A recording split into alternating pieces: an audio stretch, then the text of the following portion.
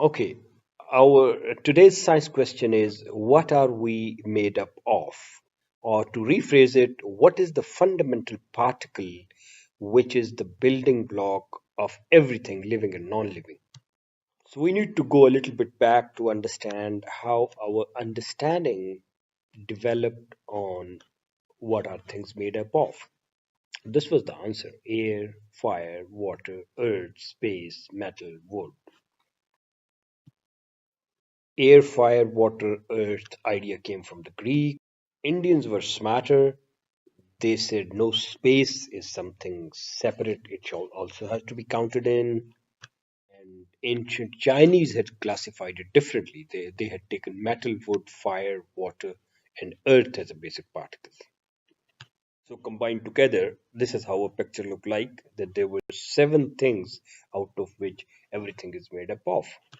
But of course, we know now that our understanding is that everything is made up of atoms. Just to give an idea of the size of the atom, this is a famous analogy, probably given by Richard Feynman, that if we reduce Earth to the size of the apple, and in the same proportion, if we reduce apple, it will become of the size of the atom. Or you can look at it otherwise: if the atom is increased or multiplied in size to become a apple, and by the same ratio, if the apple is multiplied same time, it will become of the size of our planet Earth. So atom is such a tiny thing, but the question is atom the fundamental building block? Let's dig into it. Initial idea came from the Greek 400 before Christ. Democritus gave this word atom, which means not divisible. The idea was that the matter, if we cut it down and down, it will eventually come to a stage where there are particles which are indivisible. But as the time passed, humans just observed it that there are certain things, if we rub them, for example, it's comb, it kind of attracts some of the other things. But obviously, they didn't start with the comb, but I'm just giving it an example, as we can easily make an experiment with the comb and pieces of paper. In ancient times, human beings observed that amber, which is extracted from trees, if it is rubbed against the cloth, silk probably, it attracts, or there's sort of a charge is produced. From this, the idea came to human that probably there is something smaller in an atom which, if we rub off, it gets off, gets removed, and that creates this sort of attraction or this behavior. So a new model of the atom came that it's not solid. There is something like a raisin and a cupcake sort of situation. The atom probably looked like this. The word electron actually means amber in Greek. Then came a stage where we discovered that electricity can be passed through the gas or also at a reduced pressure. And what is happening inside the gas was not exactly known, but we start calling it cathode rays. And later we discovered it is those negative particles in the atom, which are electrons. So electron was the first to be discovered. Then there was a breakthrough experiment done by a scientist. He wanted to see what is inside the matter. He came up with an idea, okay, why not I make a gold foil and bombard it with electrons, and let's see how it behaves, how many pass through that. Now, why did he take the gold foil? Because the gold has a property, it's a malleable, then more than any other metal. That means you can stretch it into a sheet. It does not break off. It breaks off till the last thin layer of atom is left. So they were aware of these properties. So that scientist, he just did it, but the results were totally counterintuitive, not coming to the mind that almost all of the particles was just passing through the gold foil. Say only few in millions were reflecting back or coming back, but all rest of them, we can say more than 99% of them were just passing through. What is happening? It was totally not explicable. To this experiment, he shared the findings and was repeated around the world. In Europe and America. America was where this experiment was done, and this was stunning. Results were everywhere same, but nobody could conceive what's happening. Can we imagine for about 3 years they have been doing it, and the same scientist, his name is Rutherford was born in New Zealand. He got his education in England, but this experiment he did in US. He thought one fine morning maybe it's all empty. Now this doesn't go with the reason that this matter is all empty. But then he said it otherwise. There's no explanation that it's all empty, and there are some small tiny dots, however, exist because few in millions, few of them do strike and come back, a sort of situation. So that's how the discovery came that the nucleus is very, very, very tiny inside, and the electron are in the form of the cloud, and electron is actually covering most of the area. But does it the picture look like this? No, it's not. Doesn't matter. It's this kind of a ratio that the nucleus is tiny, okay, but for example, if this size of page, if this size of screen, there are few nucleus and all that. No, it was even stranger. It is so strange that they coined an analogy that the fly in the cathedral, as if in a cathedral there is a small house fly. The entire weight of the cathedral is in the fly only. I mean, entire weight of the cathedral and the fly is only in the fly, but the space covered is the cathedral.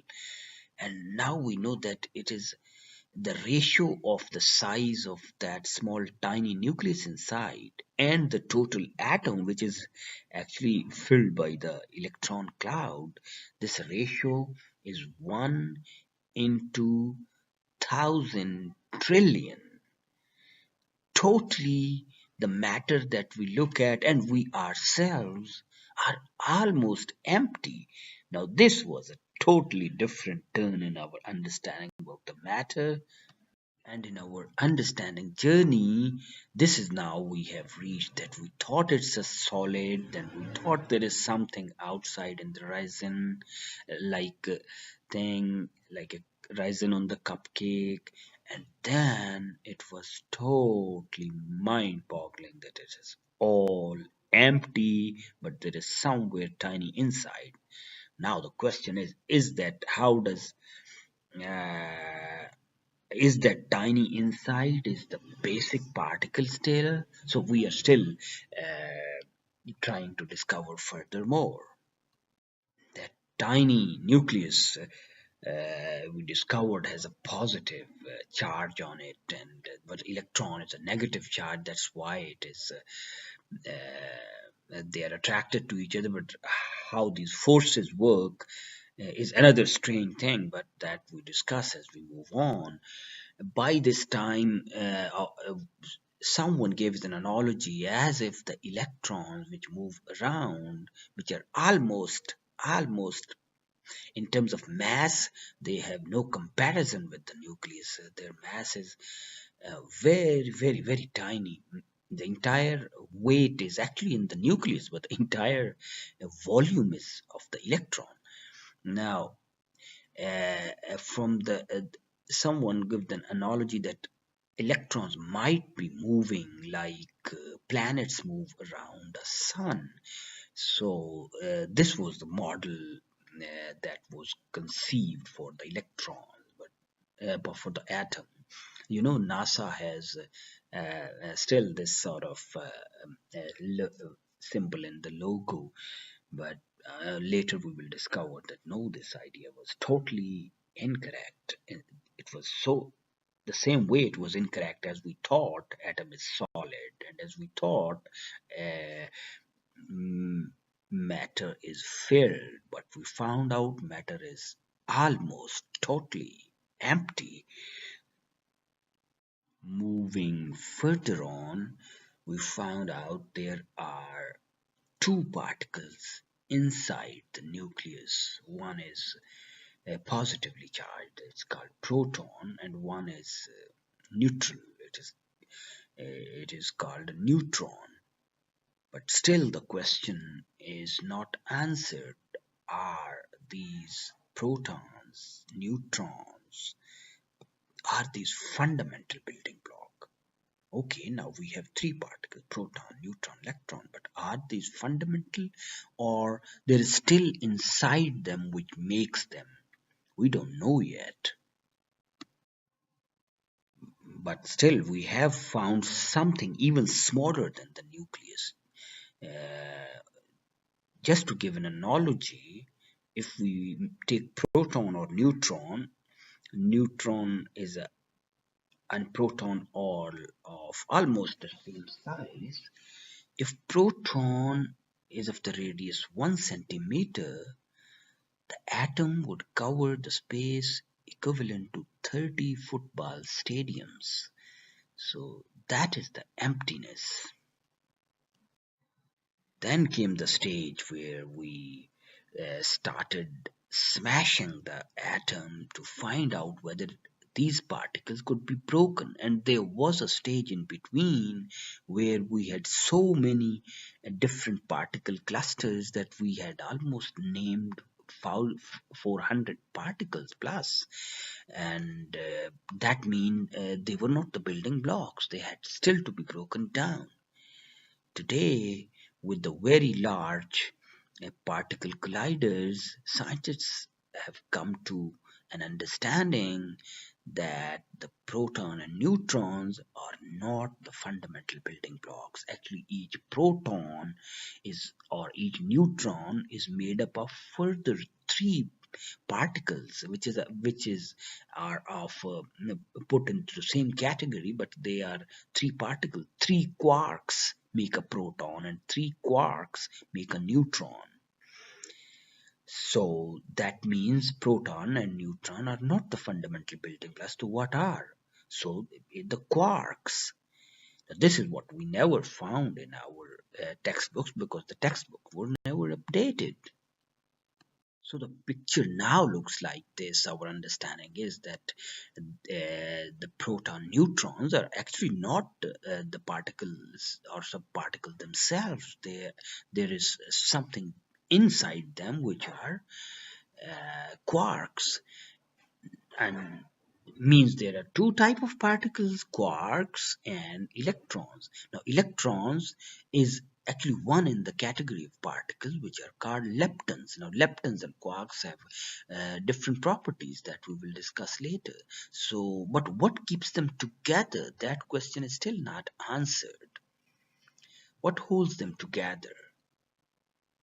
So many scientists spend their lives into discovering this wonder of the creator, and they found out that there must be some force carrier particles working between them which attracts them.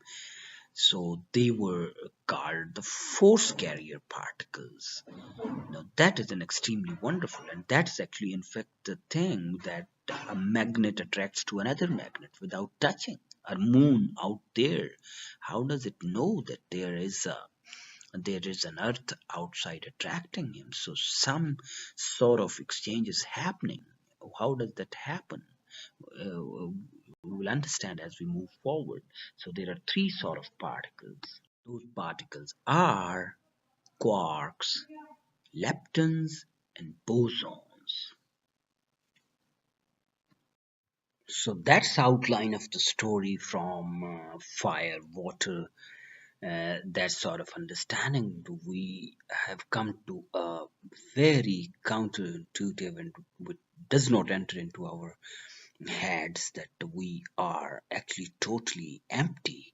And but the story doesn't end here. We will continue with that. We still have to know further what are the properties of these and how are they locked into each other. The question is what produces force, and even another dimension of the story is, as the creator says, Subhanallazi khalaqal azwaja kullaha, we have made things in pairs, in uh, complementing each other or sometimes opposite to each other. So there is another set of similar particles which are totally opposite to it, which is called antimatter, discovered by another big scientist, Paul Dirac.